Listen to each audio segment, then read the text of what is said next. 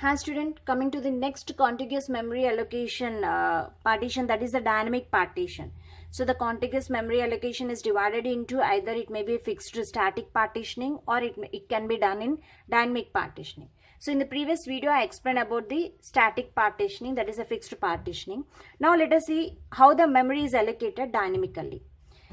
In dynamic partitions, partitions are created dynamically. The partitions in the main memory are created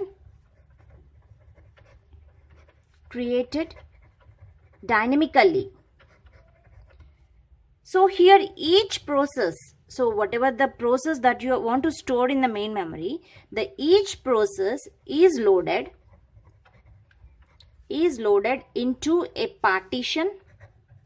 So we have to store that process in a partition of exactly the same size of that process, so that you have to be noted while you are storing the process in main memory, the partition of exactly the same size of that process you have to be chosen.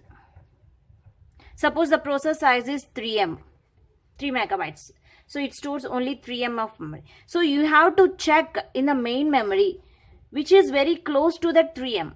So in that memory location you have to store that the process. This is a process P1. So suppose this is 4M and this is 6M and 8M, 12M, like that. So you have to store this 3M in this 4M. So choose that type of slot, that type of partition, so that this you call it as a dynamic partition. You are selecting, so which is this process is fit in which partition, so that based on the selection. So that's why we call it as a dynamic partition. Not we are we are storing random, here we are storing the process randomly.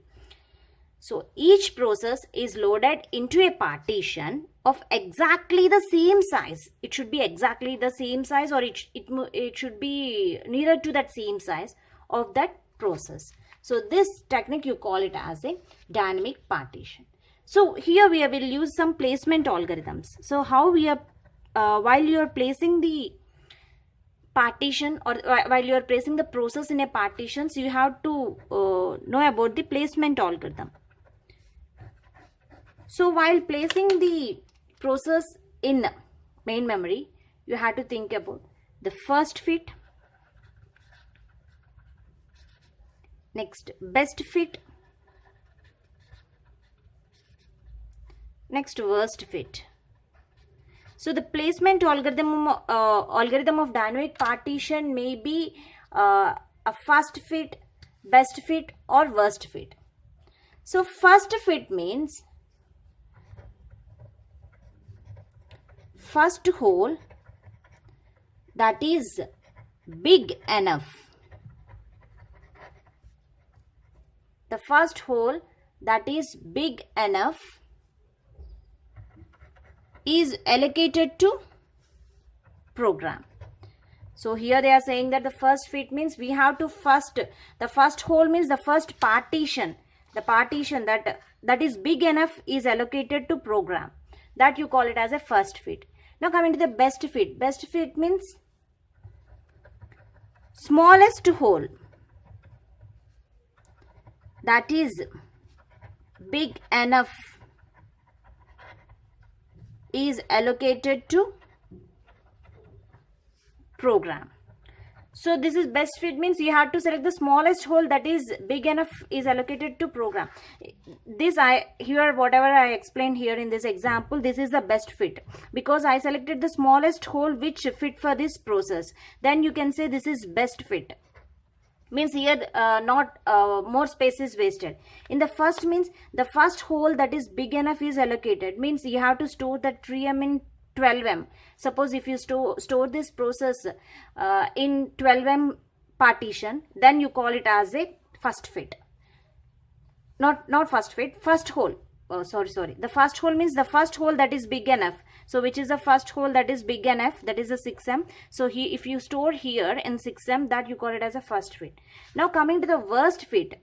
So worst fit means whatever I said.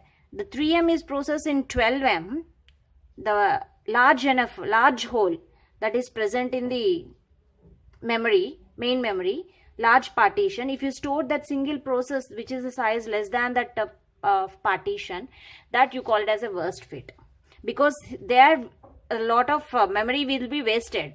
So that's why we call it as a worst fit.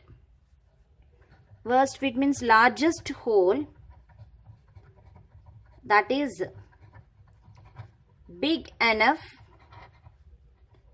is allocated to program.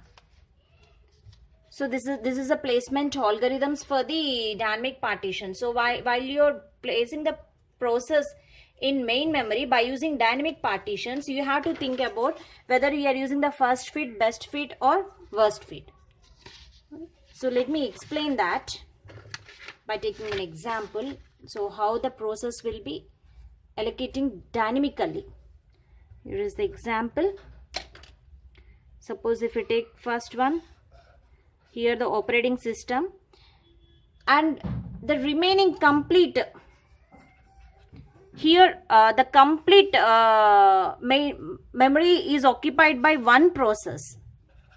896K, suppose the size, 128K is allocated to operating system, and the remaining complete process is stored in the rest of the memory. So this is one of the dynamic programming. So this you also call as a dynamic programming. Or else you can store first the operating system, the process 1 is stored in so this is completely 320K. You are taking only 320K and the remaining will be empty.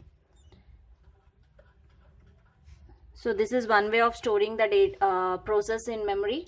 Or else you can take like this, the operating system, the P1 process, P2 process. So here the P1, suppose it's occupying 320K and this is occupying suppose 228K, and the remaining suppose 352K is empty. Means dynamically means based on your process size, you can occupy the memory space.